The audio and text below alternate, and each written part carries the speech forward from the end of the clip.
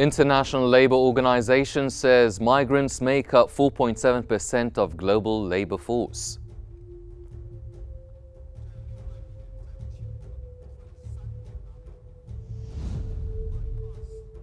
China unveils plans to ramp up fiscal support for consumption in 2025.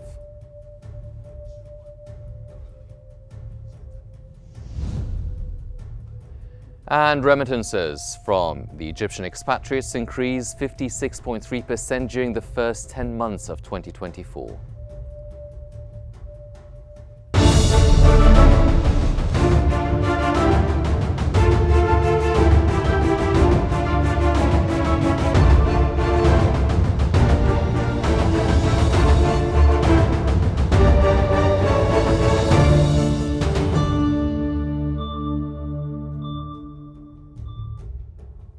You're watching Q News and this is our economic bulletin. I'm Henny Saif and we'll present the comprehensive coverage and expert insights on the latest economic trends and developments.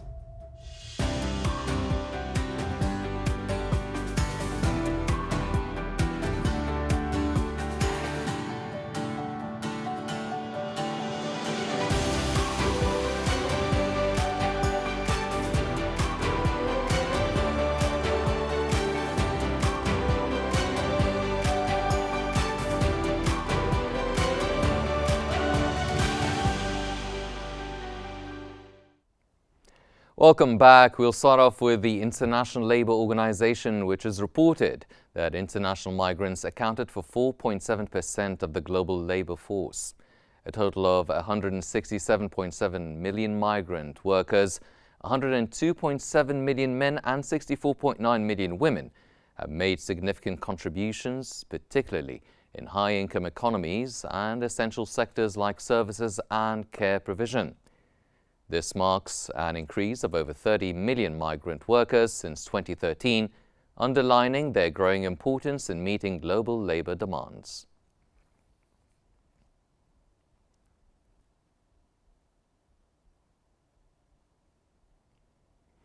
Mexican President Claudia Sheinbaum has expressed support for Panama's sovereignty over the Panama Canal after U.S. President-elect Donald Trump threatened to reclaim control over the waterway.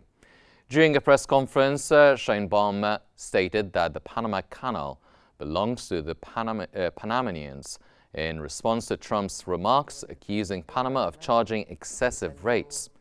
Trump's statement, made at an Arizona rally, included a controversial post on Truth Social suggesting the canal could become part of U.S. territory. The Panamanian president, José Raúl Molino, strongly rejected Trump's comments, asserting that the Panama Canal and surrounding areas belong to Panama.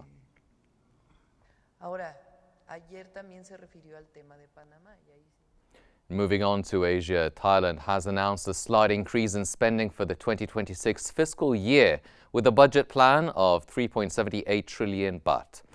The budget includes a deficit of 860 billion baht, down from 870 billion in the 2025 fiscal year.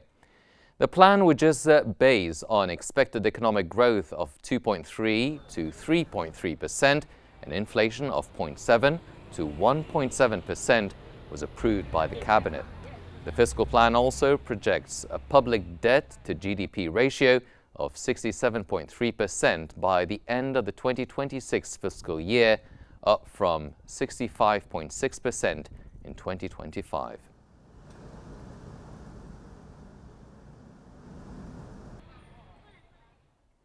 The Reserve Bank of India expects the country's economic growth to accelerate in the second half of 2024-2025, driven by strong domestic private consumption and a recovery in rural demand.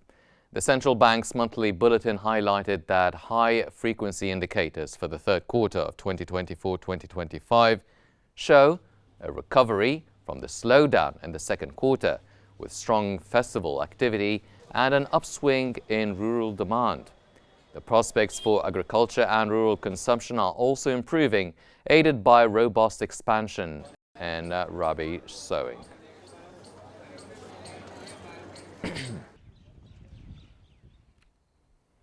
A government report has shown that India's small businesses in manufacturing, trade and services saw a rise in employment, with the number of jobs increasing to 120.6 million in 2023-2024, up from 109.6 million the previous year. The number of small manufacturing businesses grew to 20.15 million from 17.83 million, while the total number of small businesses in manufacturing, trade and services rose to 73.4 million from 65 million. A survey conducted between October 2023 and September 2024 highlighted the significant role of small businesses in India's economy, especially in job creation.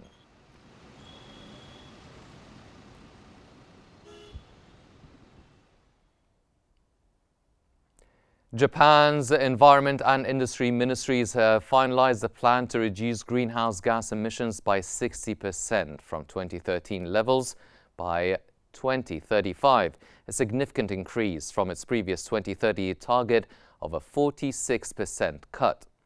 This new goal aligns with global efforts to combat climate change, following the U.S. pledge to cut emissions from 61% to 66% below 2005 levels by 2035.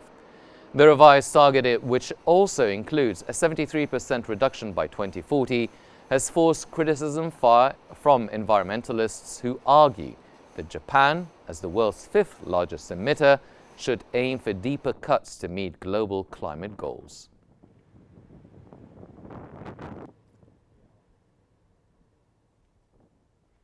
The Bank of Japan has indicated it will continue to raise interest rates if the economy follows its forecasts, but policymakers are cautious about uncertainties surrounding U.S. economic policy, especially after Donald Trump's presidential victory. Minutes from the central bank's October meeting revealed that optimism about Japan's domestic economy is overshadowed by risks from external factors, especially potential shifts in U.S. policy. While the bank left rates by 0.25% in October, it emphasized that wage growth in Japan could support consumption and help meet its 2% inflation target.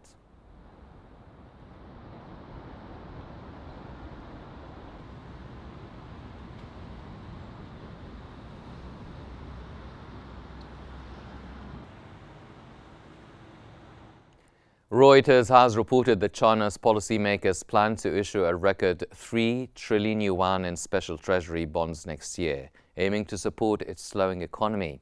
This marks a sharp increase from this year's 1 trillion yuan and will focus on boosting consumption, investing in advanced sectors and recapitalizing state banks.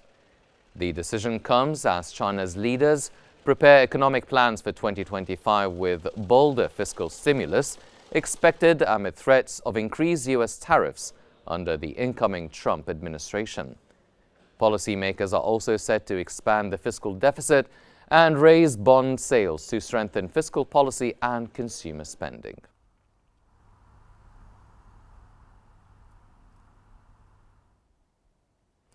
China's finance ministry has unveiled plans to ramp up fiscal support for consumption in 2025, including higher pensions and medical insurance subsidies for residents. Following a 2-day national fiscal work conference, officials confirmed plans to boost the basic pension for retirees and residents in urban and rural areas, along with an increase in medical insurance subsidies to stimulate consumption. The country will also expand consumer goods trade-ins and increase government investment to drive economic growth. The measures aim to improve livelihoods, strengthen social security, and support technological innovation.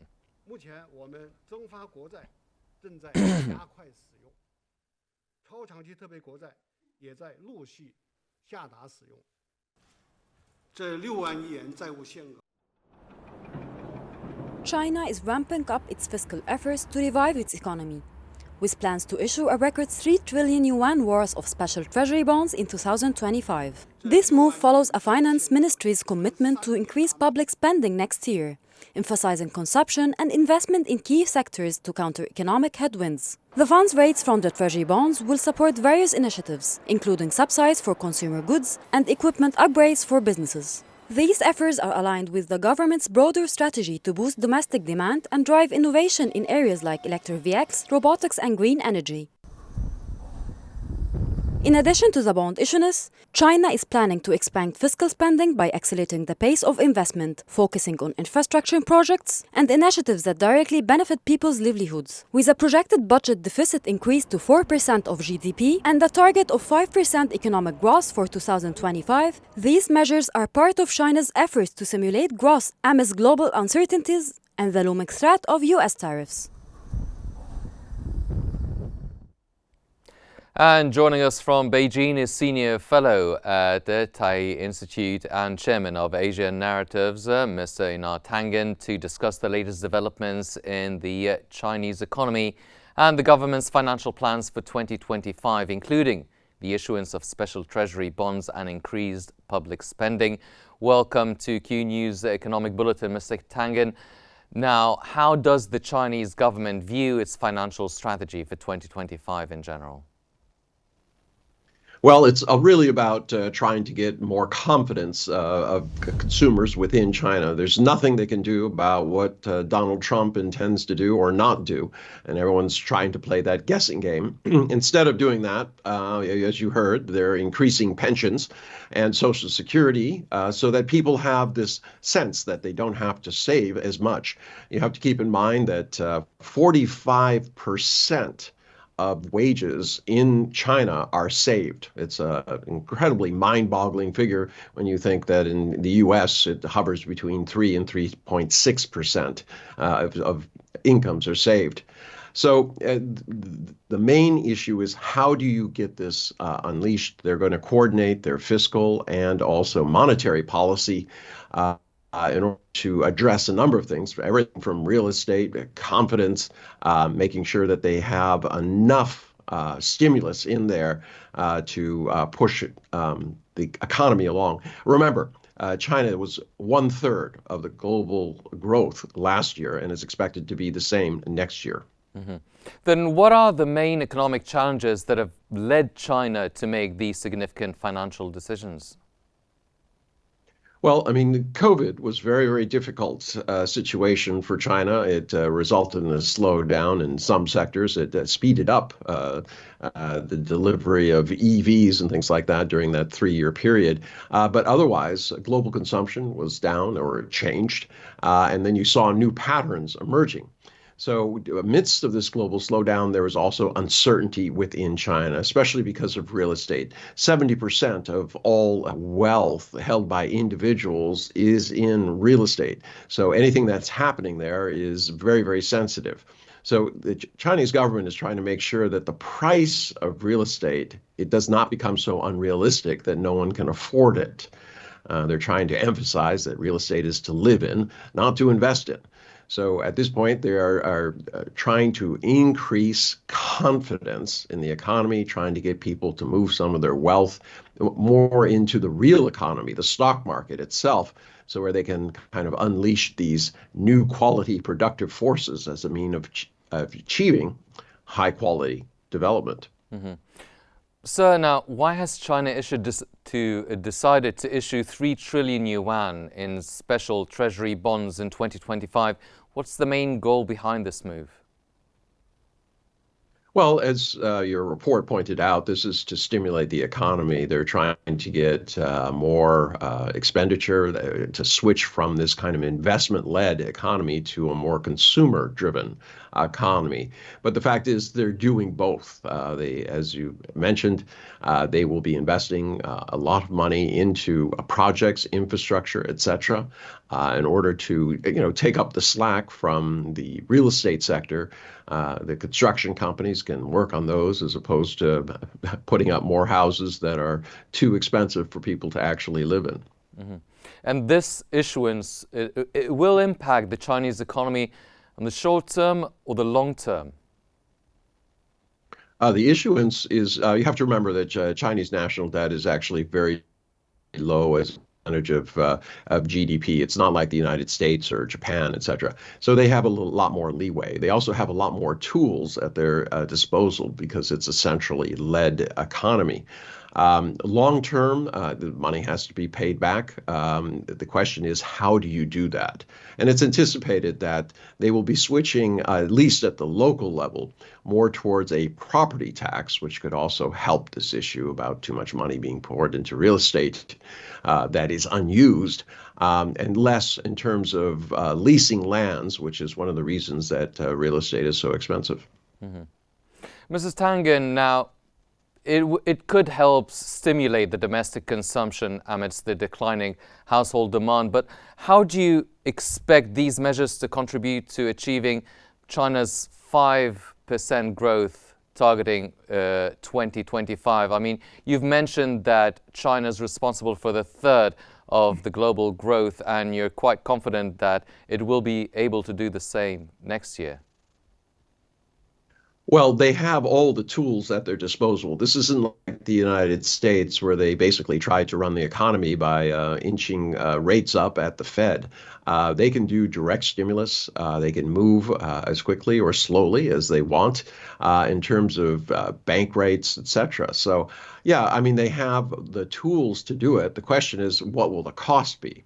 So at this point, people are waiting and seeing first what happens with Donald Trump, because they're going to have to react to that. So is the rest of the world. And, you know, as I said in my opening, the only thing you can do at this point is bet on yourself, because you have no idea what Donald Trump is going to do. And they seem to be moving along in that direction. In terms of hitting 5%, it's going to be difficult. It's, you know, if Donald Trump does half of what he says he's going to, the world is going to be in deep disarray. But keep in mind that China is the low-cost producer. It's does more manufacturing than the next 5 countries combined. And it's very difficult to see how, if you need furniture, shoes, and things, I don't think that people are going to be thinking that they should open up a factory in the U.S. On what is in essence a political matter. That could change in 4 years, in which case your investment could go south. So without this added capacity within the United States, Europe, etc., they're going to continue to have to buy from the cheapest sources, ones that still can deliver value. And China is well placed in that area, regardless of how much tariffs are put on these items. Mm-hmm. Well, you've mentioned at what cost it could be at now. What are the future economic forecasts for China, considering the costs, these financial moves, the broader economic environment, and the future U.S. administration? Well, I mean, the future U.S. First off, U.S. trade with China is 3% of GDP. It would be a blow to the economy if the U.S. puts as a lot of tariffs on. But as I pointed out, where are they going to get the things that they need? There is no excess capacity in other places or factories that are waiting to start producing for them. So in terms of China going forward, they are going to bet on themselves, and not only themselves, but also on the Belt and Road Initiative. It's been very successful. You've seen that with this Chancay port in Peru, which is kind of the exact opposite of what Donald Trump is doing with the Panama Canal, where he's saying he's going to seize it. China built it, they operate it, but it's free and open, and it's certainly part of Peru, not China. So we'll have to see what surprises Donald Trump has, but if countries are going forward, they're going to have to start betting on themselves and those who are willing to trade with them. And that's what the Belt and Road Initiative is proving to be for China. Remember, ASEAN is now the #1 trade partner, supplanting both Europe and America, and it's growing at double digits. Dr. Qnews Tangen, thank you very much, sir, for your insights. My pleasure. And now let's move on to the latest developments from the MENA region.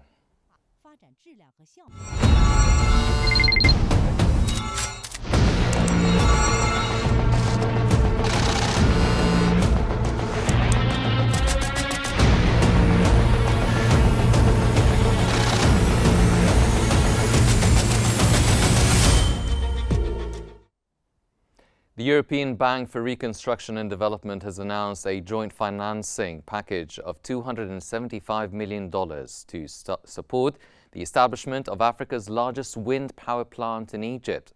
Located in the Gulf of Suez, the 1.1 gigawatt wind farm is expected to generate over 4,300 gigawatt hours for electricity annually, reducing carbon dioxide emissions by more than 2.2 million tons. The plant will deliver clean, renewable, cost-effective energy to significantly support Egypt's transition to sustainable energy.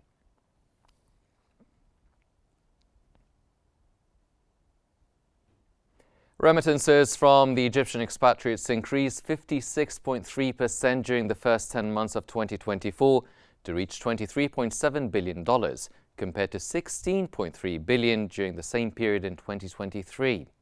The Central Bank of Egypt stated that this significant growth was attributed to economic reforms implemented in March 2024, which have positively impacted the country's financial inflows. In October 2024 alone, remittances witnessed a staggering 68.4% rise, amounting to approximately $2.9 billion compared to $1.7 billion in October 2023. This leap underscores the substantial influence of the recent economic measures on financial inflows.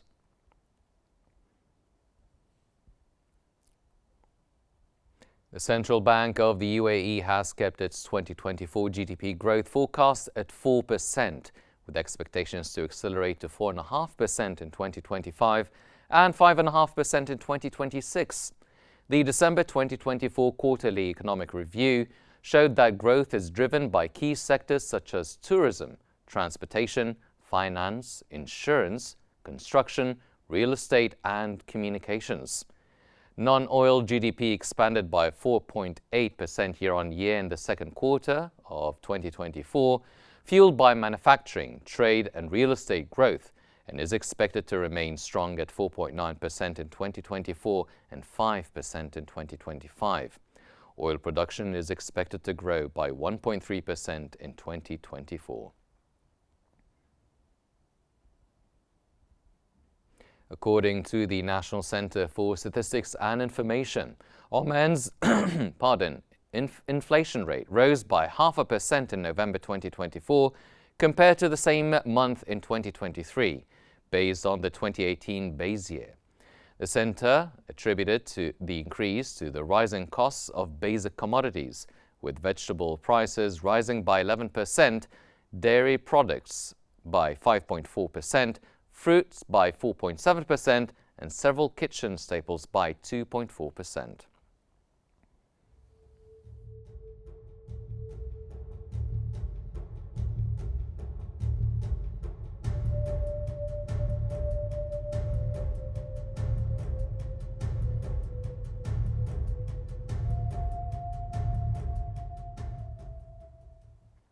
The Israeli Knesset has approved a controversial bill raising the deficit ceiling to 7.7% of the gross national production, up from 6.6%, to accommodate increased war-related defense spending.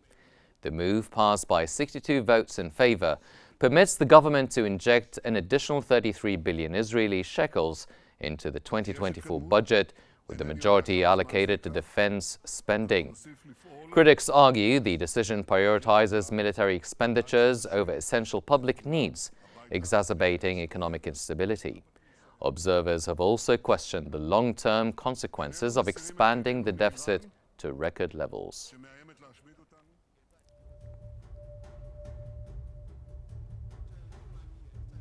These are all the news we have for now, but here's a roundup of today's key headlines. The International Labour Organization says migrants make up 4.7% of the global labour force. China unveils plans to ramp up fiscal support for consumption in 2025.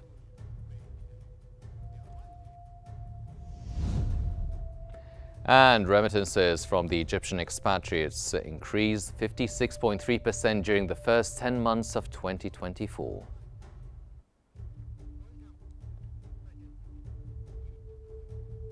That's all for today's economic bulletin here on Q News, but please stay connected for more news and updates. I'm Henny Safe. Thank you for joining us.